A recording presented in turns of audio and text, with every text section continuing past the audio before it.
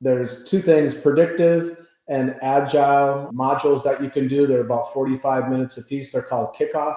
So agile kickoff, predictive kickoff, they're free, about 45 minutes to go through each of them. You'll get templates that will help you as a project manager in either area. And you'll get a badge if you're on LinkedIn. If you know what LinkedIn is, if you're on there, you get a badge that says you completed it. So both of them are free. I think they're great resources. That would be my best advice. Find someone you could really tap into that's been a project manager for a while and ask those questions and maybe have them help mentor you. I think that's the best thing. Welcome everyone to Vibrant Publishers podcast. Our guest for today is Michael, who is the Senior Research Program Director with over 38 years of experience in project, program, and portfolio management. Michael has won several awards in project management, science, technology, and civic engagement. His work improves lives of millions of patients every year. Welcome to the podcast, Michael. Thank you. Glad to be here. So, our topic for today is project management. And Michael, I think it would be uh, great if you could give the audience insights about what is project management and why become a project manager. Yeah, no, great question. So thank you. So what is project management? It's basically taking something from a beginning point to an end point and then doing everything in between. And project management can mean a lot of different things, but it's basically problem solving and creating a team that's going to get you from point A to point B. That's the simple answer. The quote I like that I like to share is project managers are the most creative pros in the world. We have to figure out everything that could go wrong before it does. So really, a project manager to me is a problem solver. And a really good project manager is a problem solver that can anticipate problems before they happen, before they become problems. But project management is an art and it's a science. And I think people need to keep that in mind. You could never go to school forever and get all the education and know everything about project management and then get thrown into the real world. Everything's different. Every project is different. Every team is different. So it is very complex, but really it's simply getting something from point A to point B. And I think that's a easy way to think of it. And really, project management has been growing in leaps and bounds across the globe. I don't remember the exact numbers that the PMI has, Pulse of the Profession. That's a good thing to look at. It's called Pulse of the Profession. Every year they put that out, and that gives a good idea of what is coming, what has been done, and where the trends are going. So look at PMI, the Project Management Institute, Pulse of the Profession. I'm kind of switching gears into why is project management a good career choice. I think it is, like I said, a growing career. There's a lot of jobs. I think one of the big things I like is if you're in one industry as a project manager, you most likely can take those skills and experience and background and apply that somewhere else. So I'm in healthcare. I could still take that, into construction, into finance. And I think that makes it a career choice, like similar to maybe finance or accounting, in the way that you can take those skills and bring that somewhere else. And like I said, the growth is exponential. It's increasing. Salaries are good. Salaries start out pretty reasonable, and you can move your way up depending on how passionate and how much you want to take on. But I do think it is a career choice that is growing a great deal. It's probably only 30 to 35 years old if you look at the history of traditional project management. And I think, of course, we all know things are changing around us, so project management, needs to change too. And I think, one key thing for project managers are all the resources that are out there now. And I'll call out the Project Management Institute. They have things like, if you're not sure about project management, there's some free things you can do. So there's two things, predictive and agile modules that you can do. They're about 45 minutes a piece. They're called kickoff. So agile kickoff, predictive kickoff, they're free, about 45 minutes to go through each of them. You'll get templates that will help you as a project manager in either area. and you'll get a badge if you're on LinkedIn. If you know what LinkedIn is, if you're on there, you get a badge that says you completed it. So both of them are free. I think they're great resources. And then the other one is Navigator, PMI Navigator. It asks you a bunch of questions, and you answer those questions, and it'll give you an output of you should take this training, you should take this certification. It'll guide you kind of where you're at in your career and what things you could take and do to get into a better place as a project manager. And those are just a few resources, but I call those out because all three of those, predictive, agile, and the kickoff and the navigator, are free. So you have nothing to lose. You don't need to be a member, and they're free. So again, I think there's a lot of other resources I could talk about, but I'll pause there and maybe move to the next set of questions. Yeah, sure. A lot of great tips are to be covered further in the podcast, but that was a great introduction. Thank you, Michael. Now, before we begin on how to become a project manager, I would like to ask you, who is this for, and who is project management for, and what are some of the skills, let's say soft skills, one requires? Yeah, I mean, I think project management's for everybody, right? And I think if you look at your personal life, everyone does some type of project management. So everyone's doing it whether they know it or not. I think a lot of people are accidental project managers. I'm one of those. I kind of fell into this, and I enjoyed it, and I started to do more and more in it. But as far as skills, I think, of course, like I already said, problem solving is a big skill. So people that are intuitive, that like to solve problems, that is a big skill. I think organization, keeping things organized and on track, which kind of coincides with scheduling and being able to schedule things. I think being a collaborator and being able to bring a team along and work with that team. You have all different personalities, different capabilities. How do you bring that together and collaborate in the goal of getting this project completed and success? That's a big thing. The other thing I would say, I think you said soft skills. PMI calls them power skills, but it's that skill set that you really can't get education or train on. You really need to do it in the real world, which is emotional intelligence, being able to figure things out with people and how they work, and what's the best place to put them. Anticipating different things that happen in a project before they happen. Being able to work with senior leadership, networking, presenting, all those things are in that what I would call power skills area. That, again, it's on the job training. So aspiring project managers, you can get all the book smarts and you can get the certifications and all those things, but again, you need on the job training to really bring it all together and pull it together. And it depends what people's passions are. You might have project managers that are really passionate about finance, so finance acumen is something that they really strive towards. But I think overall, project managers, the biggest skill set is problem solving and collaboration.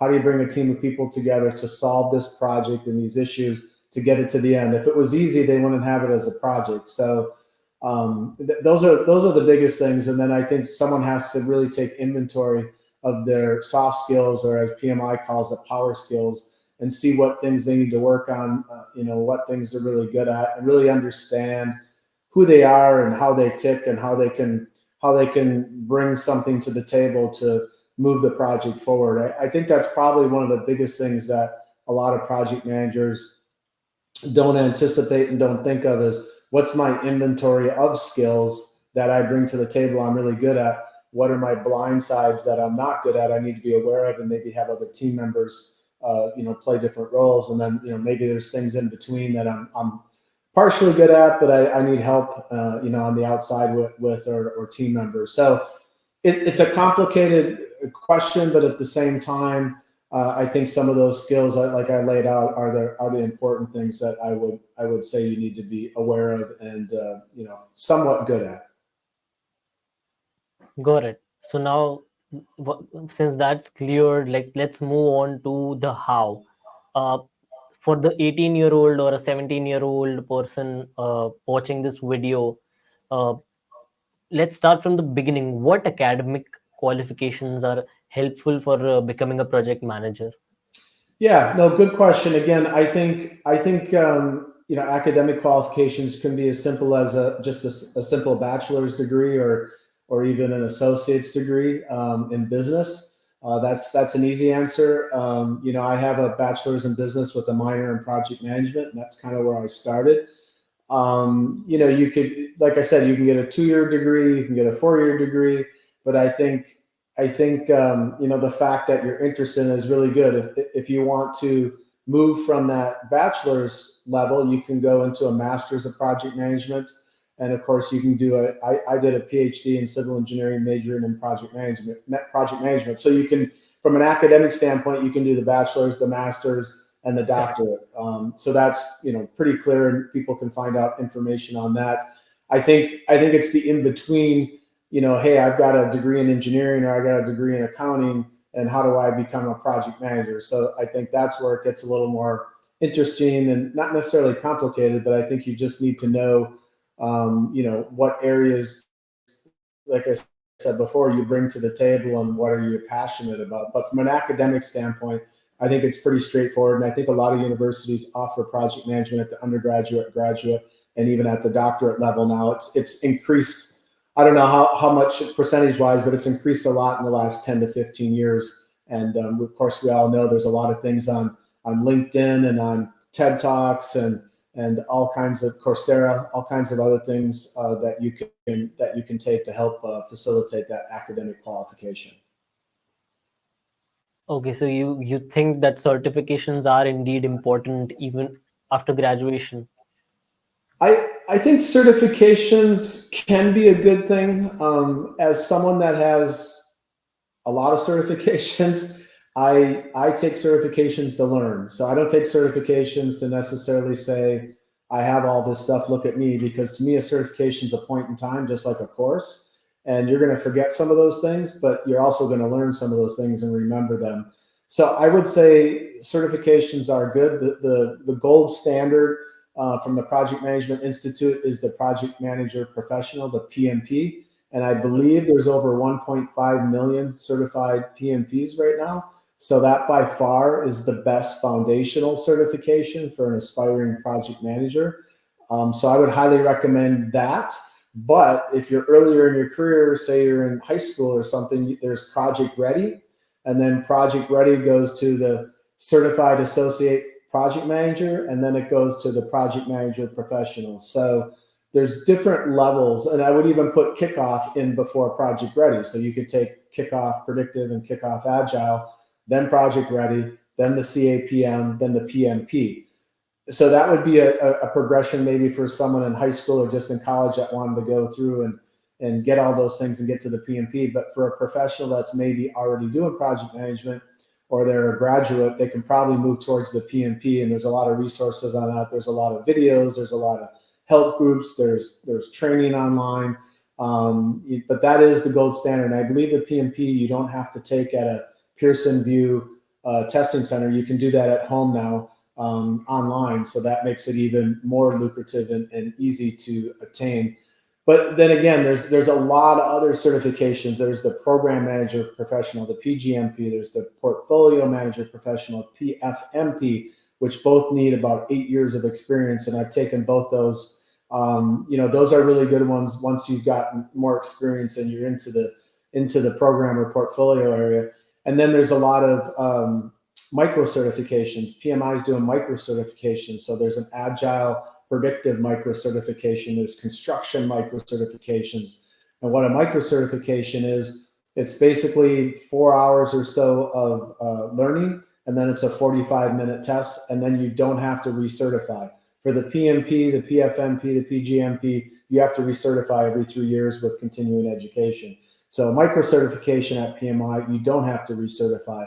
And PMI has a lot of different things on certification, training, free things. So if you're interested, I highly recommend you go to PMI and just look around and see what works for you. I'm just telling you a snippet of things. So we don't have enough time to go through everything. There's so much that they offer. But I do think for certifications, it's PMP. Beyond that, it depends on what you're passionate about. They have, risk certification, scheduling certification, agile certification. They have discipline agile. There's lots of certifications you can take, but I think, you say certifications are helpful. I think you need to take certification when you think it's going to help you in your job or in your project. I wouldn't just take them to take them, because it does take time, it takes money, it takes resources. And but again, I've taken them to learn, and it's been a good thing. And I think they have a place. So I would say PMP is gold standard. Beyond that, it depends on how passionate you are, how much time and money you have, and where you're going in your career. Got it. So it's best to pick a niche and then master it through certifications.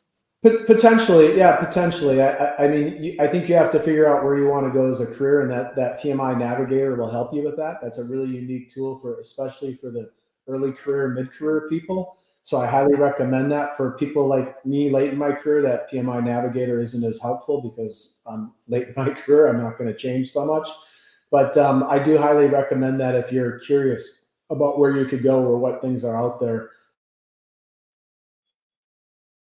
As far as interest stuff, and it's just a data point, so you don't have to follow it, of course. But yeah, I think the PMP for an aspiring manager is a really good thing. People look for that when they hire. So I think what that really does is it gets the definitions of vernacular and the speak, the same as other PMP people. So you know what you're talking about, and you can have that conversation. That's really what that certification does. It doesn't mean that you're a top project manager when you get PMP trained. You still have to do on the job work and whatnot, but it does show that you have that knowledge and you have that ability to know, the PMBOK, the project management body of knowledge from PMI, which is important. Correct.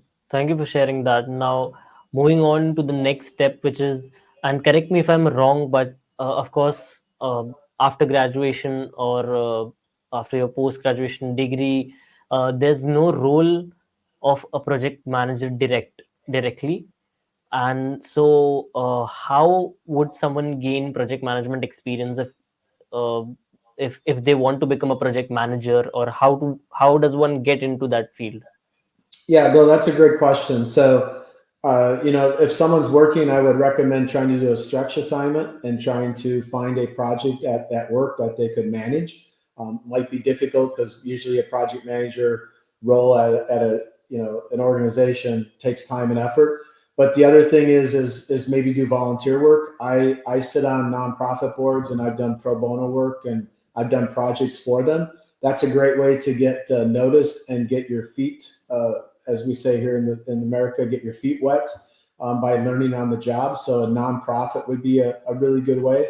Okay. Internships is a possibility for someone maybe fresh out of school, and you can do a rotation. But some projects are really quick. They're a couple months. Some projects are a couple years, and I've been on projects that go over 12 years, right? Because we're a medical device, so some things take a long time. Right. But I do think there's a lot of ways to get that experience, and I think volunteering with a nonprofit would be my best advice to someone that's like, hey, I'm in a job, but there's no projects, I can't do it, so I'd like to do something on the side. Join a nonprofit and say, hey, I'm willing to pick up a project and I'll run it and try it out. And that's kind of a safe way to try different things on too, and do different things without maybe having a lot of money at hand, or a lot of issues, or a lot of stress with things have to move so fast. So my recommendation to someone would be find a good nonprofit you're interested in, become a part of that, and find a project that you could take over and see if it's something that you like to do. Got it. So, how does a typical career path look like in project management? Yeah, that's a great question. I don't know. I don't know if there's a typical career path, but I guess I would say, from where I come from, someone goes to school and gets a bachelor's in something, right? They go to work. They might be, like I said, in engineering, accounting, clinical, regulatory, and they decide, hey, this project work. I see people running projects. I want to try it, and they become a project manager, an associate project manager, and they do well, and then they move to project manager, and they continue to do well, and they're like, okay, maybe I want to have people reporting to me and be a project manager, so I'm going to move to a senior project manager. And from there, they just continue to move up to director, senior director, and perhaps VP of project management or project management office or those type of things. So that's probably a typical career path: associate, project manager, senior director, VP. But I think you see things like, project officer or chief project officer. I think people are getting creative, and they also understand the importance of project management to the success of an organization.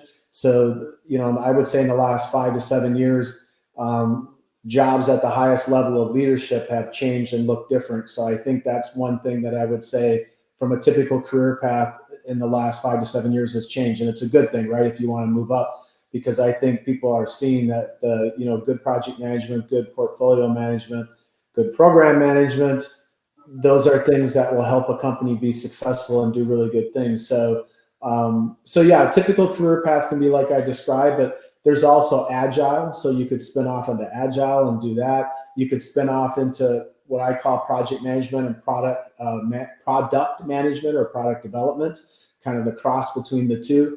You also have artificial intelligence that's kind of gaining traction and making different career paths for project managers. So yeah, there's a typical career path, but I would say most likely for people, there is no typical career path because things change and ebb and flow, and whatever their strengths and weaknesses are and the things they like to do will take them down their own path, right? But like I said, that what I described is probably a typical career path, but I probably couldn't find many people I know that have been in that exact career path, including myself. I may be in a project management role, and then I worked in quality, then I came back to project management, moved to R&D, and then back, so it does ebb and flow. And I think most people's careers look more like a star than a straight line up. But anyways, that's kind of what I think a typical path might look like for a project manager. Correct. And so you mentioned that your path to project management was a bit accidental. How did you start into this journey? Yeah, no, again, good question. So it was somewhat accidental. I was in research and development, and never really heard the term coined project management, but I became a project manager. I really liked it because I had a team. I liked keeping a list of items and a schedule, and so I wanted to learn more about it. So at that time, I reached out to Project Management Institute. I became a PMP, and I could go over all the boring details now, but I started learning more and getting more information. So yeah, my path was accidental in a way, but I did take the educational path and get a minor in project management, then a master's and a PhD. But I didn't really know about it when I was growing up, right? I aspired to do different things, and more on the engineering side probably. But I do think project management and engineering go hand in hand because they're both problem solvers. So I think a lot of people that are in engineering do go into project management.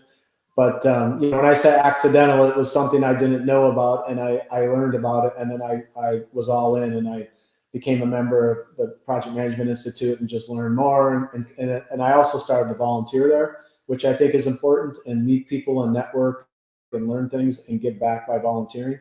So it was kind of a dual path of giving back to the profession, learning more about project management, and continuing to educate myself on how I can do the role, in a better way. What do you love about project management?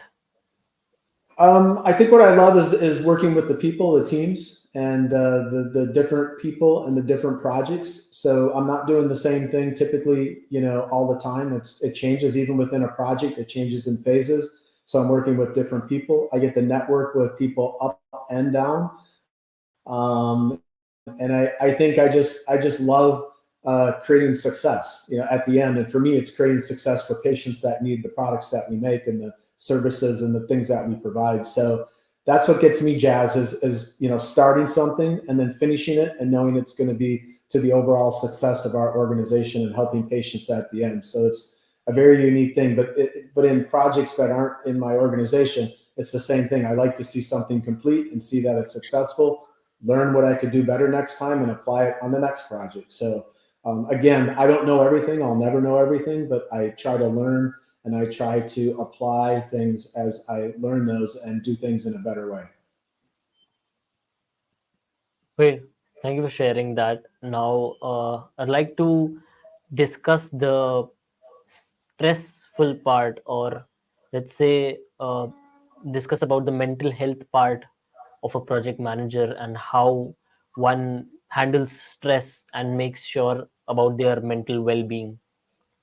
Yeah, I think everyone's in a different place, right? But we saw through COVID, everyone had to flip the virtual, and I think that was stressful for everyone, especially project managers that had to still get things done. So I think you have to know yourself. You have to know how you tick, how much stress you can take on, how you work, how you de-stress, how you know. Do you work out? Do you take care of your mind and your body? I think those are important things because yes, project management can be very stressful. I mean, you can get called up by a senior leader and say, hey, I need an update right now. Give me the update. What's going on? What do you need at any given time? You need to have that prepared to tell a leader. So I think you need to take care of yourself mentally and personally and physically, and at the same time at work you need to be situated. Meeting times, your day shouldn't be filled all with meetings. You should block time so you have time to work. I think things are just moving faster, change is happening quicker, and more is being asked of project managers and all jobs, right? It isn't just project management, but I think you have to convince yourself of what you can do, how much you can do it, and what makes you tick, and how much you want to take on. And that kind of goes back to the career path. Do you want to move up? Do you want to have people under you? Do you want to just have dotted lines? Do you just want to have projects? So I think there's a lot there that we could talk in, for a long time. But I think those are some of the biggest things: is you have to take care of yourself. You have to keep the mental health going, the physical health, and you have to have good relationships at work and good networks, and just keep everything moving forward. So that's a really loaded question, but I think it's an important question, and I think people constantly have to be thinking of ways that they keep themselves in a good stress-free situation. But it doesn't always work that way, right? It's stress is always there, and you have to know how to handle it when it happens, and combat it. So I think that just comes with a lot of that comes with experience and knowledge, and the ability to do what you need to do to make sure you stay mentally and physically healthy. Right, right. It's a job where one has to be really proactive. Yes, Right. yes, Understood. yeah. Great. Well, thank you for sharing that. Now, I would like to take the topic to some latest trends in the field of project management. Starting with the most trending topic right now, which is artificial intelligence. And how do you think is AI changing the way project management is being done? And what types of tasks do you think can AI automate to free up, say, project managers' time? Yeah, so great question. I would say AI to me in project management is not quite there yet, even though there's a lot of Okay. hype. I think I'm still trying to figure out where it's going to help me. I look at AI as a great tool, and I use Chat GPT and other tools. It does help me in some of my things, but I think from a project management, especially in my field of healthcare and medical devices in a regulated industry, it's moving that way, but it's not there yet. I think it's a lot of buzz and hype in some cases. I mean, we know there's chatbot and machine learning and things that can help, but I'm still not quite there. So I do think it's coming. I'm trying to figure out what it means for me and what it means for project management, but I think it's still at the infancy, and I can't predict where it's going to go. And I haven't really seen anyone that's been able to do the repetitive tasks or do that type of work quite yet, because we have to remember that the data that we have to put into this AI machine has to be good, clean data. So if you put just data in that's not been through some kind of validation or quality control, you're going to get poor data out. So you don't want to do that. So I think people are thinking this through. I saw a great presentation at the PMI European Global Summit from a gentleman named Lloyd Skinner. I think I think it's his company is Gray Cloud AI, and he's the one person that I've seen starting to move this. But even with that, it's not at a place where AI is here and it's just taking off. I mean, it is here for project management, but it's in little bits and pieces. And I think it's going to get there, but I think it's still going to take more time. I think the hype with Chat GPT and all those things, yeah, they're great, but it doesn't equate to it doesn't equate to being in my project right now. I do think PMI has something called Affinity AI. So if you want to check out how they do it, they have a tool called Affinity AI where you can ask them project questions, and it's pretty good. But again, I think it's early. It's not clear how it's going to change. And the other thing I think people could do if they want to learn about is LinkedIn has some good learning. The Project Management Institute has at least 2 different AI modules that you can take, that you can learn more. And I think they've done a good job of laying it out. But again, I think AI and the typical project management role in the project, it's not quite there yet. Some people may be using it in Excel pages and as bots and stuff, but it really hasn't, in my estimation, hasn't gained the traction that you would think it has with all the buzz. So and I think once it does, I think it will free up a lot of project managers' time. I think it'll help a lot. It'll help in prediction, which is good. So I think it's going in a good direction, but again, I think you have to couple that with a good PPM tool with resources, finance, and other project management data to really make it work.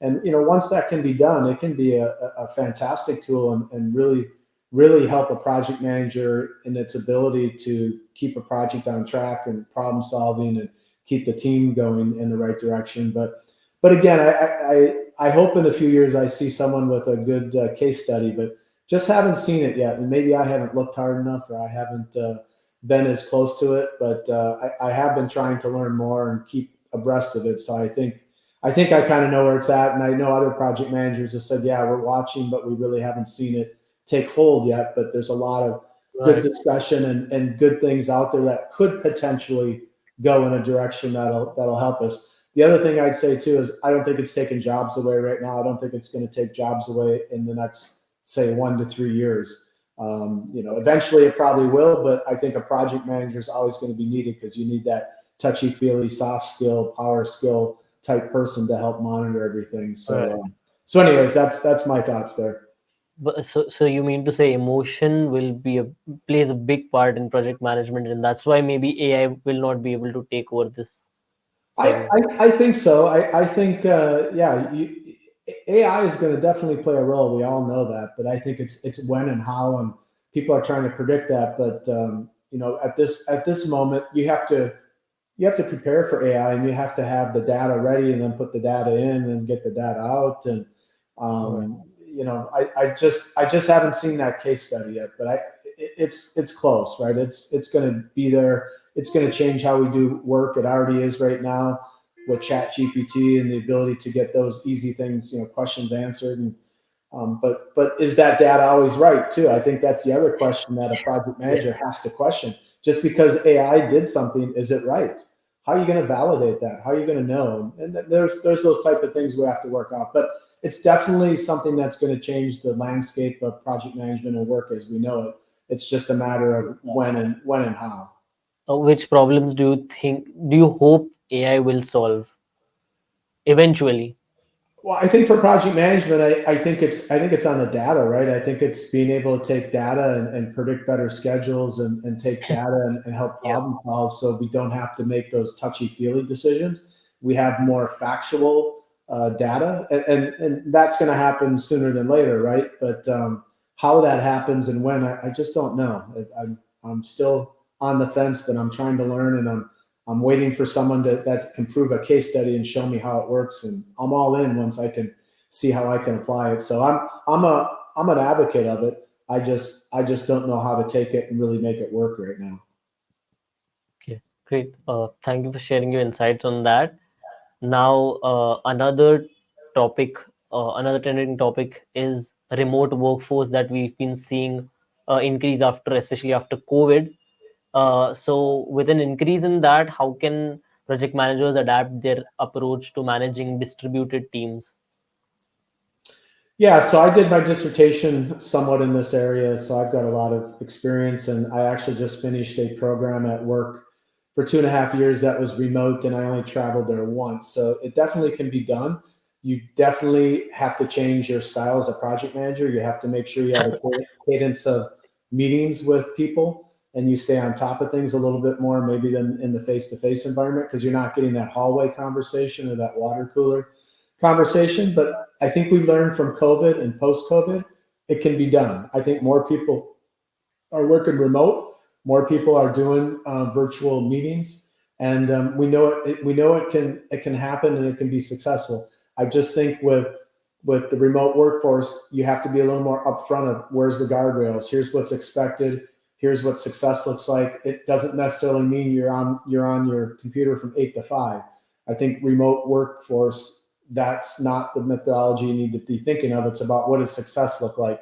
And people may work at all kinds of different hours, right? Because they're remote and it's probably different time zones. So you need to be upfront about what does success look like versus, hey, sit at your desk from 8 to 5 and wait for things to come and do your work. So it definitely is different, but clearly we know we can do this. And I think people are going back to work now face to face, and that's great. And I think really what we have is a hybrid workforce, and that's the way it's going to be probably going forward. A lot of people are coming in 3 days a week and working 2 days flex. Of course, like I said, there's remote people and remote teams, and they are successful. So again, I think we proved over a short period of time over COVID that it can be done. It's not what we all wanted to do, but we were forced into that situation. And now I think you're going to see a lot of case studies and a lot of things on remote work is possible, but with caveats. And it's not perfect. And I think there's a lot of people that are old school that are like, I want to be face to face. And that's not a bad thing, right? I mean, I think for remote work to be successful, there has to be, at least in my estimation, at least one face-to-face meeting. There needs to be travel. There needs to be that relationship built, that trust, accountability. So at least one face-to-face meeting really helps with that remote work. I think if you can't do any face-to-face meeting, that makes remote work tougher, but not impossible. Right. Understood. Now, moving on to my last question to you, if you could give one piece of advice to someone who wants to become a project manager but feels overwhelmed by everything they need to learn and so many certifications and everything, what would that one piece of advice be? Yeah, no, good question. I think the one piece of advice is find someone that you aspire that is in a project management role that you could sit down and talk to and ask them a lot of detailed questions on what it is that they like about it, don't like, and whatever those things might be. That would be my best advice. Find someone you could really tap into and that's been a project manager for a while, and ask those questions and maybe have them help mentor you. I think that's the best thing. But then the second thing, if you don't want to do that or you don't have someone, go to Project Management Institute, PMI, go to that navigator tool and take those series of questions and learn where you kind of sit as far as what they would recommend for you to do to move into project management. I think that's a good tool. And again, it's free. So I think that would be something that would be very easy. You don't have to connect with anyone. That would be my second line of advice. But the first one would be find someone you could sit down with and have a conversation and see if project management is for you and see how their career path went. I get a lot of people at work that do that with me and just want to know how I did it and what advice do I have for them, and how hard is it to stay in it, to get into it, those type of things, because everyone's different in where they want to go as a project manager. And there's like anything, there's not one size that fits all. So you have to really embrace a lot of different things and a lot of external environmental things. And there's just so much going on. So I think having that person that you could talk to remotely or face to face would be really good. But then the second line of defense would be PMI Navigator. Take those questions and see what that tells you as far as advice. That'll give you some direction. And it's free if you're not a member. Okay, great. Thank you so much, Michael, for these insights on project management. This one was packed with a lot of actionable tips and strategies. And I'm sure the audience will love this podcast on project management. Once again, thank you for joining us today. It was a pleasure talking to you. Yeah, you too. I appreciate the time, and good luck to all the people out there that are in project management or aspiring to be project managers. And thank you. Great. Thank you, Michael.